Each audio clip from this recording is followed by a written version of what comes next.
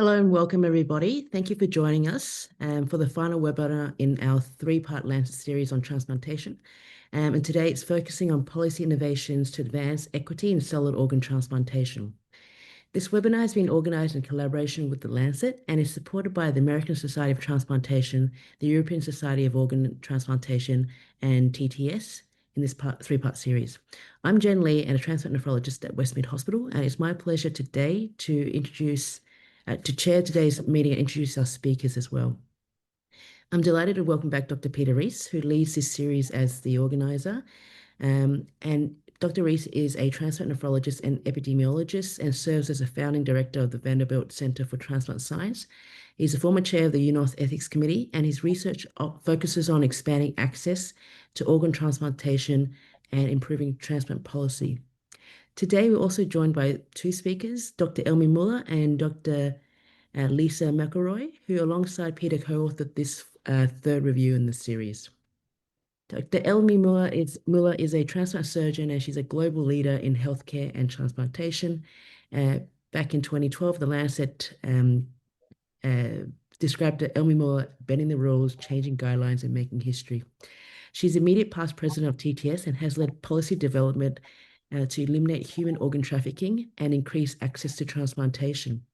She's a past chair of the Declaration of Istanbul Custodian Group, a member of the WHO Task Force for Organ Donation Transplantation, and has implemented donation after cardiac death program in South Africa, and also led groundbreaking research and work with HIV-positive transplantation.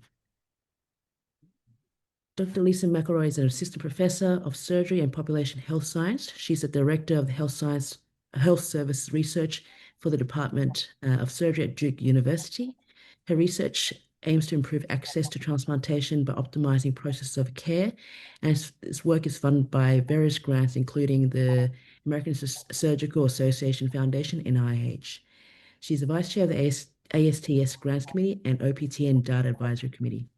Now, before I hand over, just a quick reminder to the audience, please post your questions in the Q&A box, not the chat box, so we can see and address these during the discussion. So without further ado, I'll hand over to Peter. Thank you. It's really exciting to be here and also to represent a very talented authorship group. I think it was extremely important when talking about equity to have people from across the globe with different specialties, with different perspectives. We were very fortunate that this group here on the screen agreed to contribute their expertise and ideas. And I have to give a special shout out to Allison, who isn't here today because of some very important commitments. And this work really represents a lot of her creativity and enthusiasm. And I think when I think about this entire series, this manuscript brings it all together. And the goal here is manifold when I think of the whole series. First of all, I think there's every reason to be optimistic about the future of transplant. Like all clinical fields, we have our highs and lows and our challenges, but there are many historic problems that have made transplant difficult, and new technologies are now coming online and making meaningful, measurable, big impacts, knocking down these challenges in ways that should make our patients and us feel optimistic. So I'm happy to bring that optimistic message, and I really encourage you to share these manuscripts, which are open to access through a Lancet account, and these webinars, which are meant to be accessible, to share these messages and this knowledge with your trainees. Our trainees are in the hospital right now, and this is a great time to make the case for why transplant is the most exciting place to be in all of medicine. And so here, I think we're tackling some big questions. So as you heard with the first manuscript in the series, there are new technologies that are transforming organ preservation, transportation, organ repair, the creation of organs. And then in the second manuscript in the series, you heard from Doctors Lupi and Sablik and Kush about how if you're fortunate enough to get a transplant, there are many ways in which we'll be able to better customize and deliver precision immunosuppression, diagnose problems with the organ when things go wrong, and better target therapy. But we always have to ask ourselves, when there are new technological advances, how are they shared? And in transplantation, it's been very common in the past to ask ourselves the question: once the organ is in, how do things go? And sometimes, once we have a cohort of organ transplant recipients, is there equity in outcomes? But the other purpose of a healthcare system is to bring to bring a service to everyone who needs it. And so I just want to give a little bit of structure to our discussion. When we talk about equity, we're proposing this definition, which is that every person with end-stage organ disease who could benefit from transplantation has a fair and just opportunity to receive a transplant and the care needed to thrive afterwards. We hope that organ transplant recipients are able to lead extraordinary lives and that everyone who needs it can get one. That's a lofty goal, but it's nonetheless how we're thinking about transplant equity. And I also just want to make the point that this manuscript and this webinar really is going to focus on health policies as a tool to advance transplant equity. And we think about health policies as laws, regulations, plans, and actions taken by governments in all levels, and of course, government-supported institutions to improve public health. In this case, we're talking about, for transplant. And I want to acknowledge very openly that there are many tools to advance equity that don't really fall neatly or completely under the umbrella of health policy. Equity can be advanced through bioethics, through self-reflection, self-improvement, through professional society guidelines and advocacy, through the private sector, through patient advocacy groups, for instance, and their innovations, tools they create. Sometimes new drugs or new programs, new health services, they come out of the private sector and they can advance or hinder equity. So the set of tools that leads to equity and in the domain of health is broad. This article is going to try to stay in the lane of health policy. And for sure, we need to acknowledge that our goal is to be global in our outlook. And we understand that different transplant systems in different countries, and even within countries, are in different states. They have different capacities. And we proposed, based on some prior work, good thinking, coming from some World Health Organization supported meetings and position papers, just a set of categories in which we try to group together transplant systems that have different goals and different capacities. And so we call them categories 1 to 5. And we acknowledge that this took some judgment, and we, it's certainly not everyone would put it together this way. But I've listed them here, and they're in the manuscript in the table. But the idea is that some countries don't have transplant activity; they have to outsource it. Some countries are really only working with living donor transplant, and they may be supported or mentored by centers in other countries. Some countries have autonomous transplant systems, but they're really focused on living donor transplant. They haven't been able to make this major investment in deceased donor transplant. Then there are countries with category 4, with deceased donor transplant as well, and that serious infrastructure, and that enables thoracic organ transplant. And then there are countries that have a fully developed, but of course always imperfect system when it comes to equity, where there's oversight, public investment, living and deceased donation, abdominal and thoracic transplant. The main thing that I want to emphasize is that every country has equity barriers, and the sets of policy solutions that might fit are going to, of course, depend on the setting. So our goal here was just to give a framework for thinking about how solutions, in some cases, can cut across categories, but in some cases will be very specific to a situation. And then, of course, I think it is natural and helpful for us to think about equity barriers along the patient's clinical journey. And I think we're very familiar with this journey because we describe it to our patients all the time, that upstream, a person with end-stage organ disease has to come to the recognition of a clinician that this is someone who might benefit from transplant. They have to get referred. They have to go through a multidisciplinary evaluation that often involves medical, surgical, and counseling aspects, thinking about a wide range of issues, psychological issues, substance use, everything. And that requires compiling a large dossier of records. There's the transplant procedure, there's recovery, and then there's sharing care between the center and local specialists. And so I think when we look at the journey, we can also really easily picture where equity can come apart, and where new solutions from health policy are needed. So I think this is a good moment for me to ask Lisa McElroy how she thinks about this, what her focus is. She happens to practice like I do in the United States, and we have plenty of equity challenges, and she's made some incredible contributions, I think, to bringing together equity data and thinking about a part of this journey that's often neglected. Thanks, Peter, and thanks to you all for hosting this webinar. I think this is a great topic and very timely for us. As Peter said, I'm a transplant surgeon in the United States, and in the US, we have a really long-standing national effort to collect data on patients once they're on the wait list.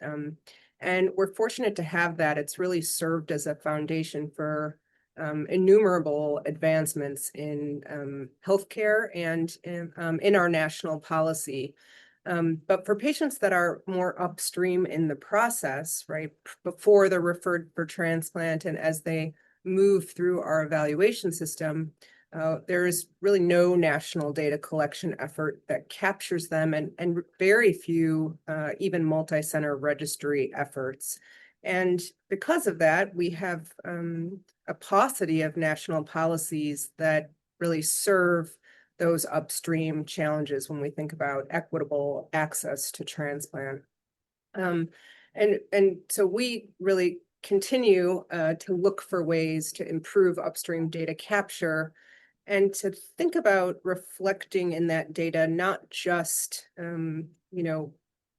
cardinal or core clinical outcomes, but actually health system utilization and care delivery. And I think as we think about ways to improve our access to data in those upstream phases of care, we will see, I hope, our national policy start to focus more on making sure that all patients with chronic organ disease have an opportunity to consider transplant as a treatment option. Again, we're fortunate our national transplant regulatory and advocacy organizations are working on that effort to expand the data collection as we speak. But I think it's important to acknowledge that while those efforts are ongoing, we still need to be diligent in looking for solutions to improve care and equitable care in these phases in the short term. And some potential solutions like community engagement, patient navigators are being examined at individual transplant centers and through our different advocacy groups, but we don't yet have a nationwide effort that pulls those solutions together and incorporates them into our policy. Elmi, I wonder how what we're experiencing in the US compares to what you're seeing in South Africa. Well, thanks, Lisa. If you look at the paper, you'll get a sense that we've classified the different countries into different category systems. And we would, in South Africa, classify more or less as a category 4 system. So we would have multi-organ transplantation, both abdominal and thoracic. And we've got a mixed private-public funding model. So for us, equity is hampered mostly by the underfunding in the public sector services. but also by competing health priorities. We compete with many issues on the primary care front, for instance. And we also struggle, I think, with insufficient oversight. Although there's been a lot of work done in South Africa to improve this, it's still a problem. If you look at Category 5 systems like Spain or the USA, you all have very robust national regulation. You've got transparency. There's a huge amount of public investment compared to other places in the world. Your disparity is more within country disparity. But in South Africa, I think we've been able to do some innovative things like our HIV positive transplant, and we've leveraged some private-public partnerships to extend access to many people in the country. So our primary challenge now is to consolidate this financing, the governance, the oversight, the infrastructure, and to expand the workforce, but also, very importantly, to get our data systems in place to make this equity feasible. And then the next thing I would just like to highlight is the differences between places like we've discussed now, like the high-income countries, and countries that are categorized as Category 1 and 2. So these categories are really countries that lack deceased donor infrastructure. They usually need a lot of outsourcing. They often need procedures abroad, which brings, of course, the risk of organ trafficking and impacts on the local capacity building. If you look at countries in Category 2, they usually have got some transplant systems, but they rely heavily on international partnerships, often only living donor kidney transplantation, and therefore they face major limitations in terms of both case volume, but also ethical oversight. In this paper, when you read it, you'll see that it highlights that equitable systems require a legislative and regulatory framework for deceased donation, that we need good organization for organ procurement and allocation. And although there are countries who've done a lot to work on this, like examples are Tanzania and Ethiopia, there's still a lot of work needed to do to progressively build this capacity in Africa.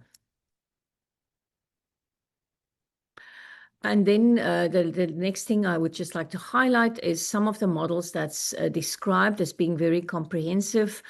For instance, the Spanish model, where we have a good national system. It's combining central coordination. It's got good systemic donor identification.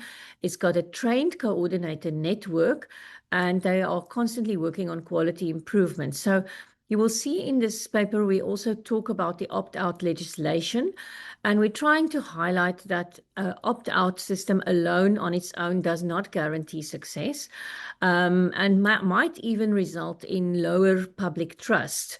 So for countries who are not at this level yet, we think the priority is not to adopt an opt-out policy, but rather to establish those legislative regulatory frameworks that can give the organizational backbone to support a donation system. So although opt-out policies are in some places very valuable, and I think open up several opportunities for transplantation, it's probably not the first thing that's needed to achieve good oversight in the lower income countries. And then lastly, what is needed to achieve or improve donation infrastructure? And here we think about personnel, policy. So in our paper, we emphasize the 4 policy pillars, and that is law and regulation, clear frameworks for death determination, donor authorization and allocation, organizational capacity and workforce, so creating a good organ procurement organization. Then data and transparency. So we're thinking about national registries, tracking the pathways of our patients and also tracking graft outcomes. And lastly, public engagement and financing. And here we're thinking also about education of the community, involving religious leaders, looking at things like financial neutrality for donors and affordable access and follow-up post-transplant care for recipients. When I think about your role that you've had as a leader in international organizations and that you continue to have you seen good examples, or are there things that you hope to see in the future in terms of helping to guide governments towards, the most towards thinking about equity and focusing on equity with transplant. I don't know if you've been in that role before, if that's something that comes up with TTS or ESOT. It's a big discussion now, and part of, if you think about what we want to do with the Lancet Commission on Transplantation, this is one of the areas we want to focus on. Because so often we see governments making decisions for patients with end-stage renal failure, and they base those decisions on the information that I think is most prevalent and possibly not always really based on outcomes. And if you look at kidney, for instance, it is the decision to set up dialysis programs and put funding into dialysis programs, and not necessarily with that in parallel build a transplant program. But it is also how you choose to run your transplant program. And in so many low middle income countries, there's a tendency to, for instance, send patients to another place to receive a transplant there. The patient then travels, the follow-up care is back in the home country. It creates opportunities for either unethical transplantation practices or transplantation practices that's not sustainable in a country where the person comes from, and it doesn't build local capacity. So it is a big problem, and I can't say there's been really good examples where this has been resolved, but it certainly is a conversation that we want to take forward now in the next 2 years in the Lancet Commission to try and come up with ideas of how can we address this issue. You know, transplant is such a trust-based enterprise. You know, the governmental authorities have to trust that transplant clinicians are acting ethically. The public has to believe it, or else, you know, living donation, deceased donation won't advance. At every level, I feel like, you know, you need trust. In order to have trust, you need equity, and you also need transparency. And so I think that sometimes as a field, we're so focused on technological advancement, but we lose sight of the fact that if we don't have equity and transparency, then sort of the foundation goes out from underneath us. You know, I see this in the journal, you know, in the newspaper too. You know, or in journals. You know, 1 month I'll feel great because there's articles in, you know, newspapers about, you know, this is just incredible outcomes with the new xenotransplant, and then another month I'm reading about, you know, concerns about unethical behavior about donation. And so, you know, we really kind of get whipsawed in the public eye. And I think, you know, a commitment to equity and transparency is the only way out of that problem. Absolutely. And, you know, one of the biggest problems is also that there are so many places in the world where we don't have data from. And if you information, it becomes very difficult to actually even plan how you're going to move forward. So the Global Observatory has been collecting data for now more than 20 years, but there are still significant gaps. And many countries don't have good databases locally to actually support providing this data. So before you don't know what's the picture in a country, it's very difficult to even start that conversation whether the program is equitable. For instance, in South Africa, we've got huge discrepancies in terms of access to transplantation between different provinces in the country. And we're only now collecting data on this issue, and we're seeing trends that really shows us that there's a lot of work to be done.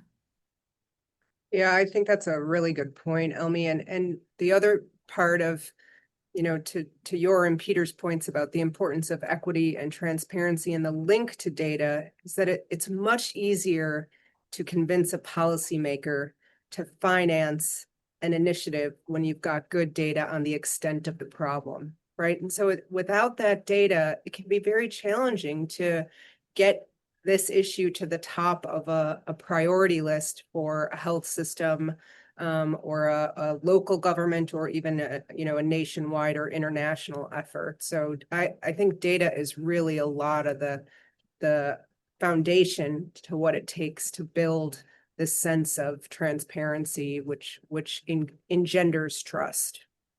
Correct. 100%. You know, I'm just going to make the case that we need more people like Lisa in transplant because she's bringing together bioinformatics with the clinical knowledge. Lisa, do you see any of the advancements in sort of bioinformatics capability being usefully applied to equity problems, or like sometimes one of the things I've thought about is, are there opportunities for countries with good registries to share their platform, to give it away, to sort of create it in a way that others can take it on, so that all these problems of data capture and data consistency and standardization could get easier? Yeah, that's such a good point, Peter. I think in the consortium that I run, one of the things that we're trying to do is to publish every paper open access, right? Because our science can sometimes be restricted to the international audience just based on access to journals and paywalls, right? So it's an upfront investment on the part of the researcher, but I think open science is a huge part of what can help move the needle on this issue, around the globe. We have to write down what we're doing. We have to share it openly, right? Recognizing that it has the potential to benefit patients that we might not ever touch, and we have to try to make it as accessible as we can to the whole transplant community. I will also say that I've learned a lot from the bioinformaticians that I work with, and I would argue that all transplant clinicians could use better data literacy. So when we talk about establishing these databases, setting the stage for a national data collection effort, the technical work that goes behind that can be very complex and nuanced in some ways. And I think for those of us that are trying to advocate for improved national and international policies, having a little bit of data literacy is actually a huge benefit when you're having those conversations. So we all have a lot to learn from the scientists that work alongside us. And we're lucky in transplant in that we have a great community of engaged scientists that have decided to share in our passion for this and take this on with us. Lisa, Yeah. can I ask you, do you think the fact that we now have moved so rapidly in the AI field is going to open up opportunities to get data quicker and easier, especially from low middle income countries?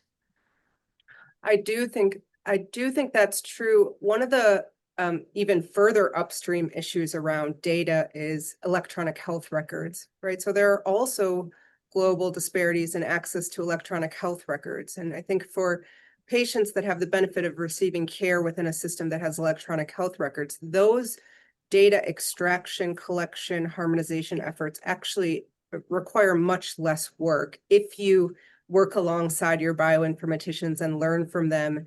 The systems can be created with a lot of passive data transfer.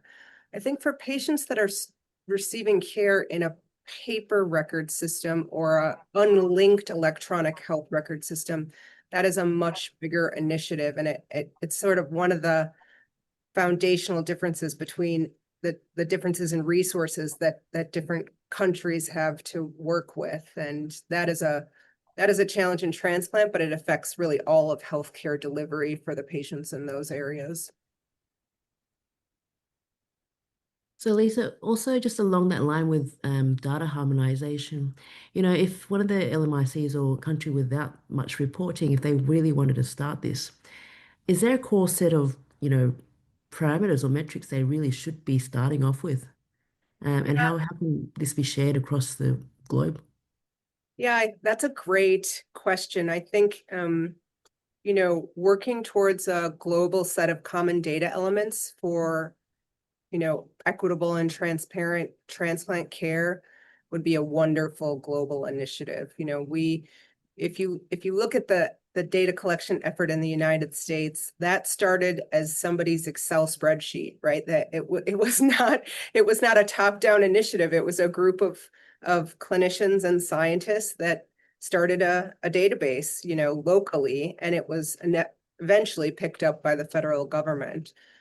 So I think, sometimes the biggest change starts in small ways locally. But I think we could do more in the higher resourced countries to work together and think about what are the core variables that are needed to really assess the extent of organ disease and then access to transplant referral and progression through the whole system. But I don't think that effort has ever been undertaken, but I would happily participate in it if it started. And I think it'd be a huge resource to countries that are trying to start their own infrastructure. And hopefully that does happen, because data warehousing is extremely expensive and resource intensive. So that may be something for people to think about. And I That's guess, true. And the final variables that clinicians tend to add on our wish list tend to be the ones that quadruple the effort for the bioinformaticians, right? So there can be an exponential relationship between number of variables and effort, which is why the core set of common data elements would be so critical, right? To spare lower resourced settings the work of extracting really complex data that may not be as useful at the population level. and you mentioned, high income and LMICs working together. I guess collaborations that Elmi talked about, private, public. How do you think that high income and LMICs can work together outside of just data collection?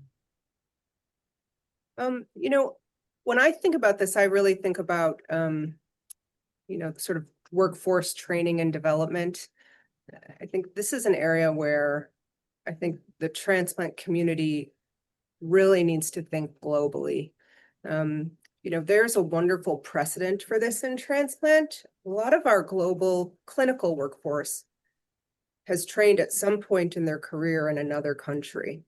And there's been a lot of people trained in the United States that go and establish a program in their nation of origin. My division chief is Deb Sudan, and she's helped several of her former trainees establish intestinal transplant programs in their home countries that have significantly fewer resources than we do in the United States. And so I think we know it can be done because it's been done in small ways focused on clinical care. In the United States, living donor liver transplant, it's really any success we have is due to the mentorship and training that many of our pioneers received in other countries. So I think we could broaden our perspective on this significantly as a transplant community and think not just about acquisition of clinical skills, but our administrators, our leaders, mid-career transplant clinicians that are taking on new leadership roles or retraining, advocacy groups, bioethicists. Peter mentioned the importance of trust in a transplant system, even industry partners. We can, I think, partner in very specific ways and work on thinking about all the different components of a optimized transplant ecosystem and how to adapt them based on the resources of the specific country of interest, which will then lead to sort of a coalescing of that information into broader, we have this kind of for the higher resourced countries, but we haven't actually done this for the lower resource countries. And I think it's through those partnerships that we could start to amass those adaptations based on level of resource and start to coalesce a sense of, how does a lower resource country build a transplant ecosystem that works for their patients, but doesn't consume as much resources? And I think there's a huge opportunity there.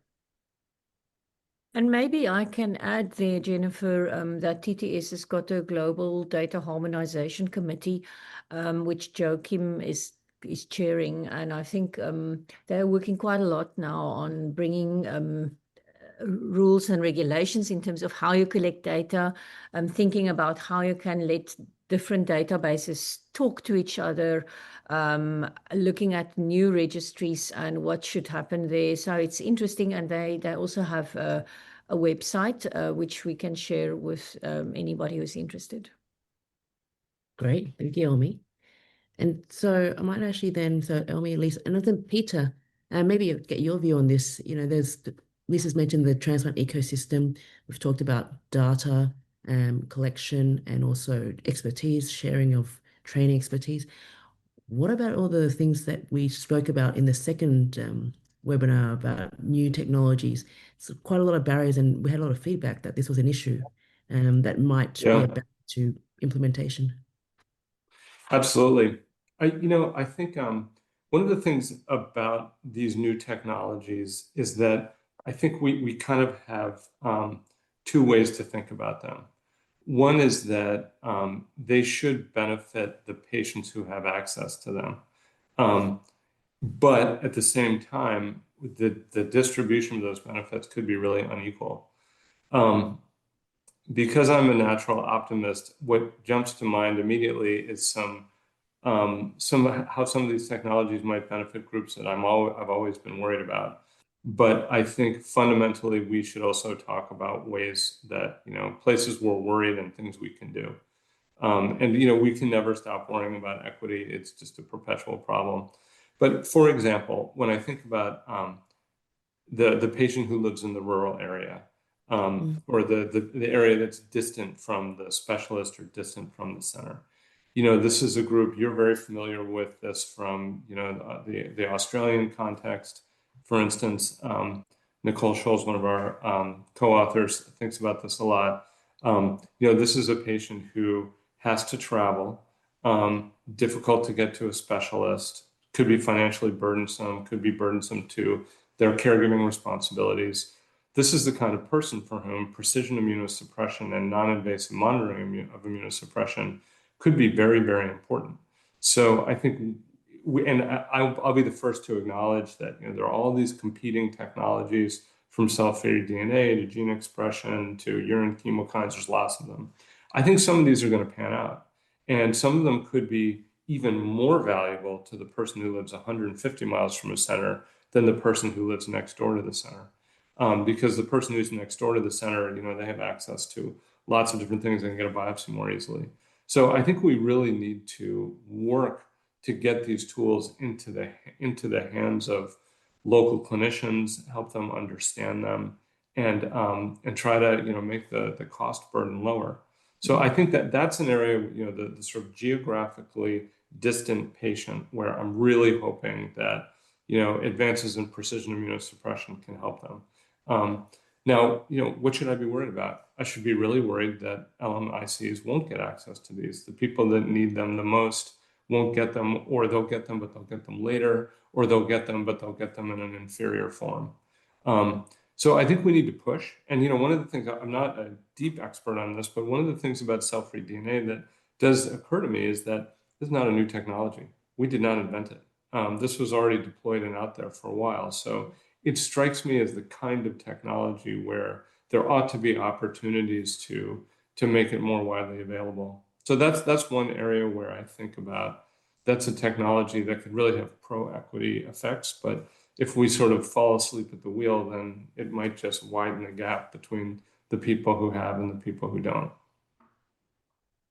Peter, it's just such another great example of the importance of partnership too, right? So for technologies that might be cost prohibitive, to LMICs, the ability to partner with industry and look at the ways in which those technologies might be delivered under a different system or generate benefits that might not be immediately obvious in a different setting, a different system, a different level of resources around a country. That's critical information, not just for the people that are in this innovation space, right, that want their innovations to reach as many people as possible, right, but for those of us that are working to try to improve access to the best transplant care that's available, to everyone around the globe that needs it.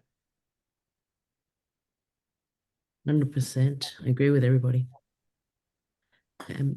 Might just encourage the audience to put questions in while Elmi keeps talking about this. Thank you.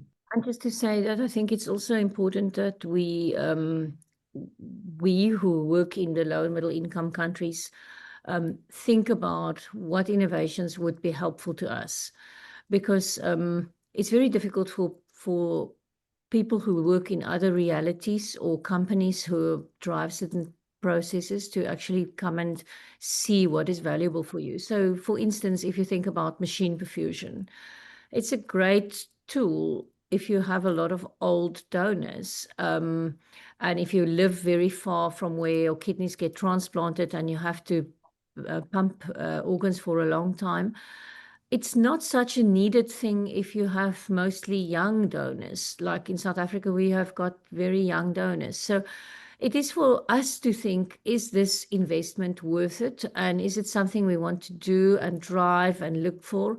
Or is this one not for us?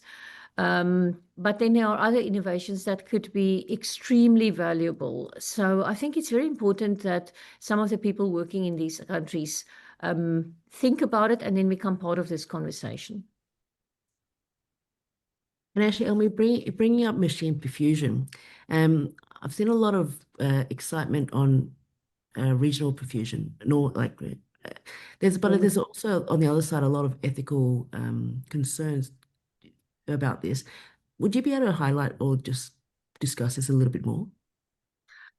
I think it's all about when are you dead and how that is perceived in different legislative and cultural frameworks. So are you dead when your heart stops? Are you dead when your brain is not functioning anymore? Are you really dead if a machine is holding up a part of your body?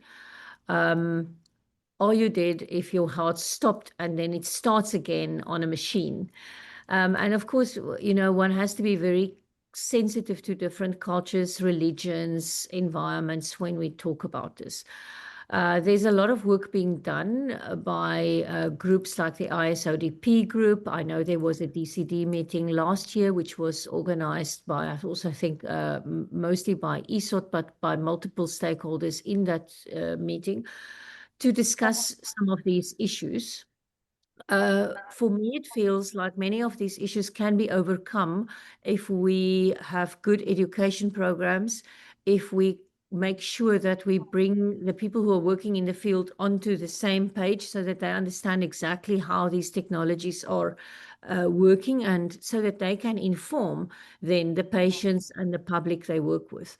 So, for instance, normothermic machine perfusion, it's not something I've worked with in South Africa, but there's a lot of work being done where the heart is harvested after a period of perfusion. And as far as I can see, all these things can be overcome if you have the correct people in the room who discuss all the barriers and then come up with a good educational process to be able to drive some of these things.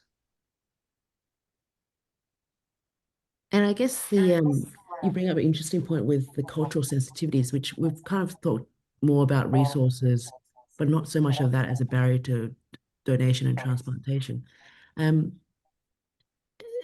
This, I think, has been an issue a lot I've seen in some cultures with living donation, the trust, like Peter talked about, and also just the religion and the culture set to donating. There's also a little bit of more hesitancy for living donation and paired exchange in some countries. Is there a way that this could be encouraged a little bit more? Because I think that's a really great way to optimize kidney outcomes or organ outcomes. Yes, I think once again, because of technology and the way technology is really jumping ahead, the opportunities to look at, for instance, kidney paired exchange over wider geographical areas is becoming really easy. We can do virtual cross-matching. We can actually match people very well. And we have to think, what opportunities does this bring? As far as I can see, a kidney pair exchange program hasn't got that many ethical barriers, but it has got a lot of organizational tools that's needed.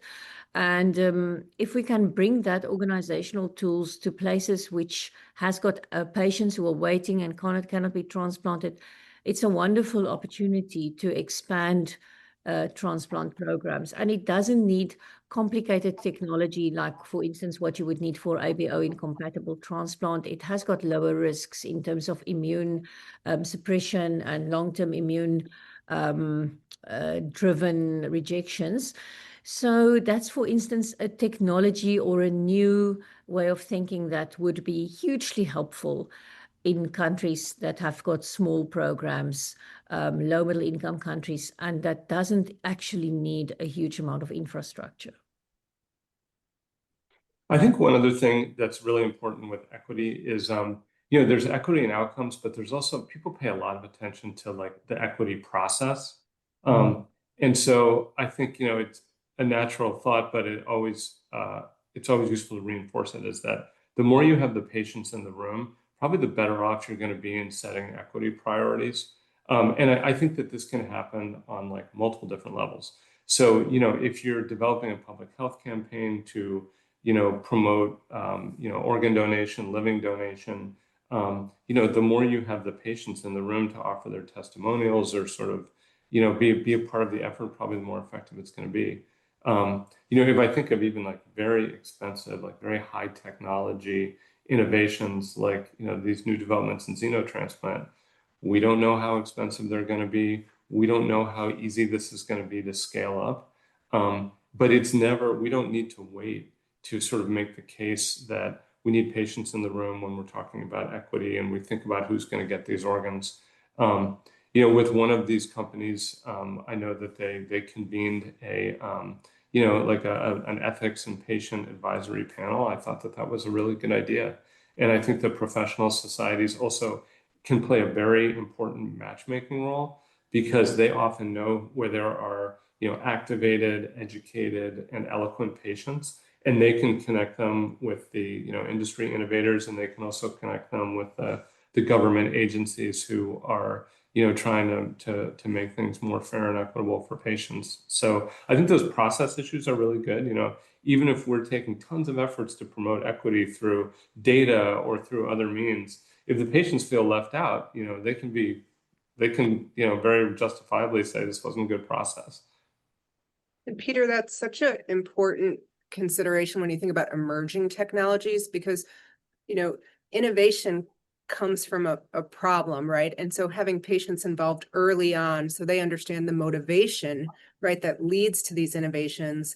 Not a lot of emerging technology is not intuitive necessarily the day that it goes into widespread use, right? But seeing the inception and the development process might actually be a way to engender trust and help patients, actually advocate for wider dissemination of, whatever the technology or therapy is. And our advocacy groups are very powerful, I think, advocates for us and our science and our developments often.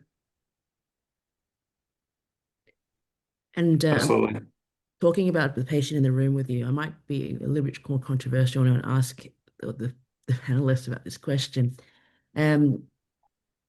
Problem for high and low middle income countries is when a patient wants to get an organ from overseas, right? Or like buy an organ.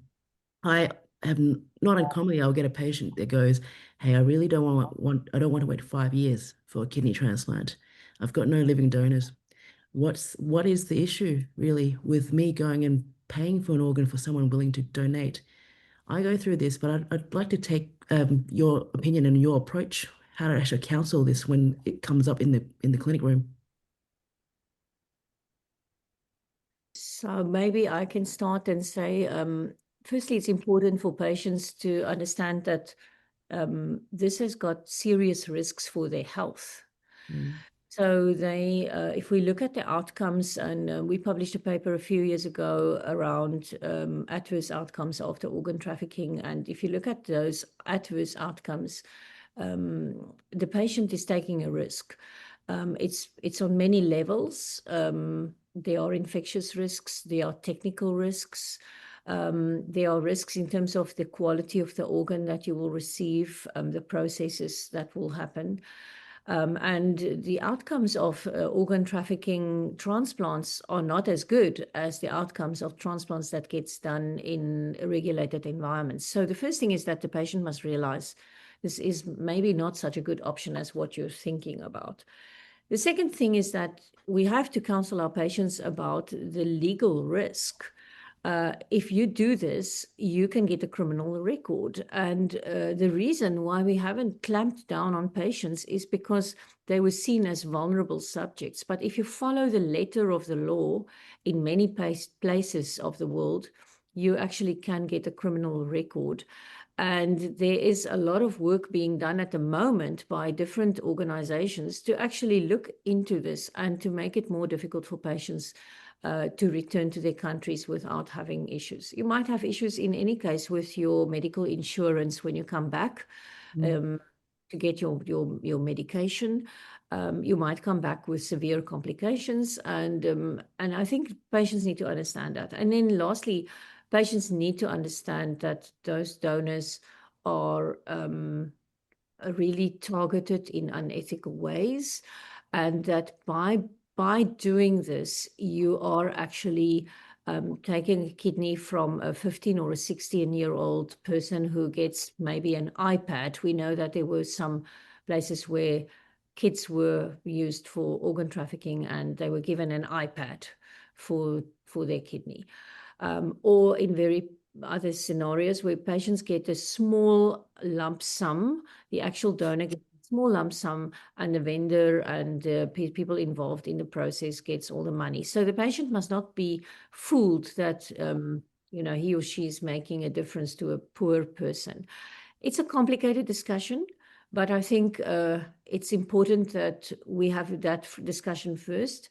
And then if the patient is still going to do that, I think to have a more serious discussion then around what would be the legal implications when this patient comes back to you for follow-up care. And personally, I think patients who do that, they have all the information, so then they must, when they come back, take the responsibility for their actions.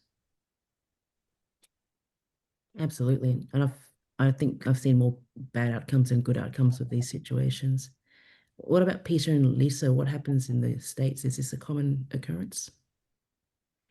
I have to confess, I don't have extensive experience with it, but I think every transplant center has some experience with it. And, we certainly talk about it with our colleagues. I think some of the hardest ethical problems are when you have more than one duty. The way I'm just sort of my emotional makeup and the way I'm wired is that I see the patient in front of me and I feel like I have a duty to, be a compassionate voice for you. But we have to be truthful. We have to say exactly what Elmi said. And, we have this other duty to a system with integrity. And, we feel terrible, even though the donor, wherever they may be, is not our patient. We don't want to facilitate very, very serious, devastating outcomes for someone somewhere. So I think it's at times like this when you have these duties in conflict that it's really complicated. So my very limited experience tells me, try to be compassionate, try to be transparent, tell the patient that, I would never want to walk away from you as your caregiver, but at the same time, the system may make it hard for us to get you the care that you need. The other thing that happens is this may be just a US specific thing, I don't know, but some centers are also so overwhelmed that they won't take on the care of patients who got transplanted in another center. So it is possible that even at the center level, kind of walking in with a new transplant and a complication, that of course you're going to be able to go into the emergency room, but it may be hard for you to have the kind of sustained relationship with a hepatologist or a cardiologist or a nephrologist that you're going to need for the life of your organ. Yeah, very well said, Peter. I don't think I could say it better. I also have not personally had patients talk with me about this, but I think I agree with both Elmi and Peter's comments about balancing the seriousness of the topic and having respect for the rights of those donors, but also trying to frame it to the patients in a way that underscores the long-term relationship that's required between a transplant center and a transplant recipient to ensure they're getting, the best benefit from the greatest benefit from their graft that they can. Thank you. That's a really good insight. Thank you for that. Still no other questions on the audience, so I might try and last question. Maybe Elmi might be better for this one. For the Santander Summit.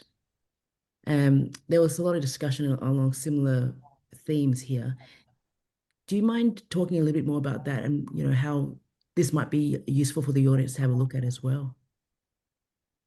Yeah, I think the Santander Summit brought together 4 working groups, and very diverse topics were brought together under the leadership of Spain. Beatriz Dominguez Gil was the main organizer of this meeting.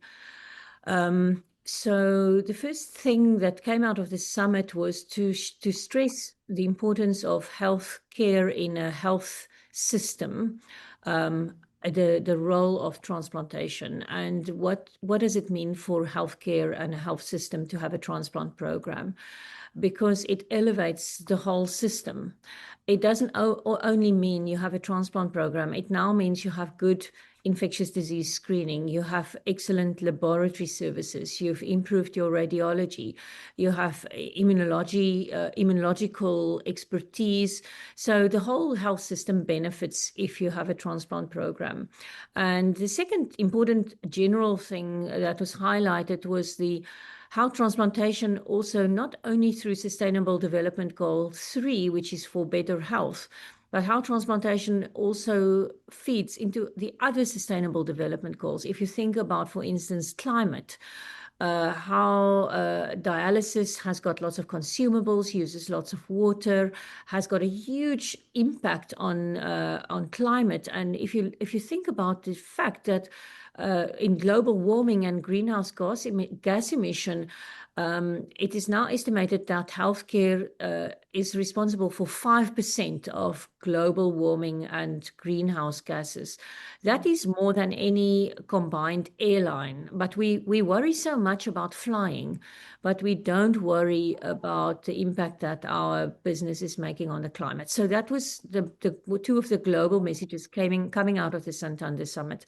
But then there were 3 other working groups that worked specifically on issues around donation, deceased donation, and how to drive those processes. Once again, technological impact and how to make that more accessible, specifically through policy development.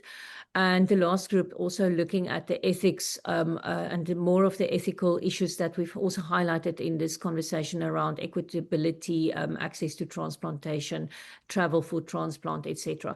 So I think all 4 of those papers are very useful papers to look at if you're interested in this topic. They were published in Transplantation in 2024, and you will find them under Santander, or if you search for Beatriz Dominguez Gil, was a co-author with myself on the first paper, and I think we've referenced all the other papers in our paper. So a good resource and lots of ideas in that meeting as well. It's been so great to work on the series together. And, I think in this session, some very important themes came out about, promoting health equity through better data systems, exchanging data, international cooperation, particularly in countries like the US, but everywhere, focusing our attention on the upstream identification of patients and referral. And I think just as a field, the more that we remind ourselves that equity is it's a persistent problem, and these new technologies, we want their benefits to spread as wide as possible, the better off we'll be as far as maintaining public trust and the trust of our patients. So anyway, I thought this was a wonderful discussion.